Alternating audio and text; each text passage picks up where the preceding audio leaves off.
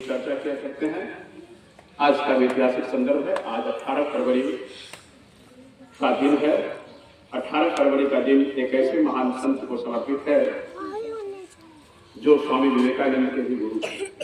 स्वामी विवेकानंद स्वयं में एक हैसियत, जिन्होंने प्राच्य जगत को पाश्चात्य जगत में इस तरह से उजागर किया कि हमारे हिंदुत्व को भी जीरो से हीरो बना दिया था। 1893 ईस्वी के शिकागो धर्म सम्मेलन को कौन भूल सकता है, जिसमें स्वामी विवेकानंद ने अपने महान संबोधन के द्वारा, कालजयी संबोधन के द्वारा सबों को जीत लिया था। दुनिया भर के धर्म के लोगों के सम्मेलन में the sisters and brothers of America करते हुए उन्होंने सबों को अपनी ओर आकर्षित कर लिया था। ऐसे धर्म गुरु के भी गुरु रामकृष्ण परमहंस जी का जन्म आज ही के दिन 1836 ईस्वी में हुआ था। माँ काली के नन्हे भक्त थे और वे मानवता के पुजारी थे। कठोर साधना और तप की बदौलत उन्होंने ईश्वर से दर्शन करने का जो प्रयास किया था, कहा जाता है कि उसे उन्होंने पा लिया था।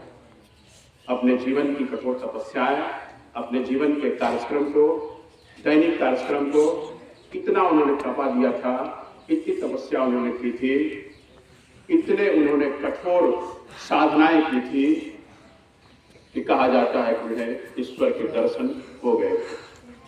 तो महान संत रामकृष्ण परमहंस जी को हम आज उनके जन्मदिन पर याद करते हैं।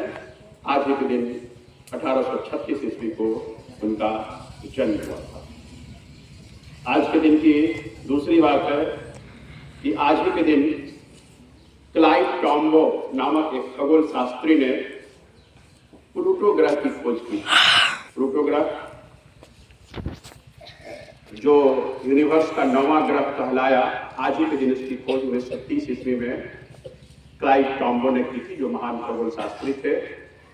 और उनके द्वारा इस खोज को 9वें ग्रह के रूप में मान्यता दी गई।